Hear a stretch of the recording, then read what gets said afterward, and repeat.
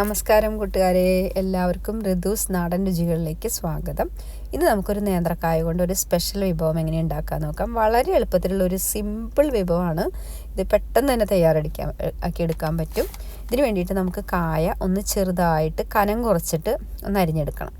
എങ്ങനെ വേണമെങ്കിൽ അരിയാം, വട്ടത്തിലോ നീളത്തിലോ നിങ്ങൾക്ക് ഇഷ്ടംപോലെ അരിയാം. അതിനുശേഷം ഒരു അരമുറി സവോള, അതുപോലെ കായ നന്നായിട്ടൊന്ന് അരിഞ്ഞതിന് ശേഷം അതിലേക്ക് ഒരു മഞ്ഞൾപ്പൊടി, ഒരു 1/2 ടീസ്പൂൺ മഞ്ഞൾപ്പൊടി ഇടുക.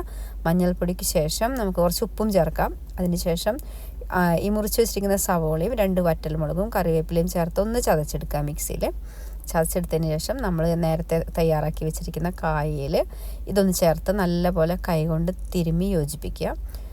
നല്ലപോലെ തിരുമ്മി എല്ലാ മസാലയും അതിൽ പിടിക്കണം. അങ്ങനെ പിടിച്ചൊരു 5 മിനിറ്റോളം നമുക്കത് റെസ്റ്റ് ചെയ്യാൻ വെക്കണം. അപ്പോഴാണ് ഈ കായയുടെ രുചി, ആ മസാലയൊക്കെ അതിൽ പിടിച്ച് കഴിയുമ്പോൾ, ഉപ്പൊക്കെ പിടിക്കുമ്പോൾ കായ നല്ല ടേസ്റ്റ് ഉണ്ടായിരിക്കും. പിന്നെ ചീനച്ചട്ടി അടുപ്പത്ത് വയ്ക്കുക, 1.5 ടീസ്പൂൺ വെളിച്ചെണ്ണ ഒഴിക്കുക.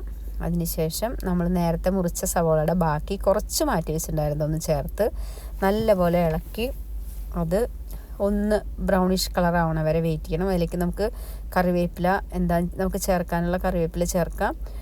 പിന്നെ ഇതൊന്ന് വഴറ്റി വന്ന് ഒന്ന് ബ്രൗണിഷ് കളർ ആവണ വരെ ഒന്ന് വെയിറ്റ് ചെയ്യാം നമുക്ക്. അതിനുശേഷം ഈ കായയിലേക്ക്, ഈ വഴറ്റി വെച്ചിരിക്കുന്ന സവോളയിലേക്ക് നമ്മുടെ നേരത്തെ മസാല പുരട്ടി വെച്ചിരിക്കുന്ന കായൊക്കെ ഇടണം. അപ്പോൾ നോക്കൂ, കണ്ടോ, ഇതിപ്പോൾ ബ്രൗൺ കളറായിട്ടുണ്ട് മസാല. അപ്പോൾ നമുക്ക് ഉള്ളിയുടെ മണം കിട്ടും. ചെറിയ ഉള്ളിയാണ് ഏറ്റവും നല്ലത്. എൻ്റെ കയ്യിൽ ഇല്ലാത്തതുകൊണ്ട് ഞാനിപ്പോൾ സവോള എടുത്തതെന്ന് മാത്രമേ ഉള്ളൂ. ഇപ്പോൾ കായ നമ്മൾ അതിലേക്ക് പുരട്ടി വെച്ചിരുന്ന കായും മസാലയൊക്കെ ചേർത്ത് നമ്മൾ നല്ലപോലെ ഒന്ന് വഴറ്റിയെടുക്കുക. നല്ലപോലെ വഴറ്റി ഒരു വിധത്തിൽ എല്ലാ മസാലയും ഒന്ന് പിടിച്ച് ഒന്ന് ചൂടാവണ സമയത്ത് നമ്മൾ നേരത്തെ മിക്സിയുടെ ജാറെടുത്ത് അടിച്ച് വെച്ചിട്ടുണ്ടായിരുന്നില്ലേ, അതിൽ കുറച്ച് വെള്ളം ഒഴിച്ചിട്ട് അതും കൂടി ഒന്ന് കലക്കിയിട്ട് നമുക്കിതിലേക്ക് ഒഴിക്കണം. കുറച്ച് വെള്ളം മാത്രം മതി. ഒരു 2 സ്പൂൺ വെള്ളം ഉണ്ടായിരിക്കും. 2 സ്പൂൺ വെള്ളം ഇതിലേക്ക് ഒഴിച്ച് കൊടുത്ത് ഒന്ന് അടച്ച് വെച്ച് വേവിക്കുക. അടച്ച് വെച്ച് ഇടയ്ക്കൊന്ന് ഇളക്കി കൊടുക്കണം. കാരണം കായ പെട്ടെന്ന് അടി പിടിക്കും. അതുകൊണ്ട് നമ്മളൊന്ന് ഇളക്കി കൊടുത്ത് ഇടയ്ക്ക് നോക്കണം.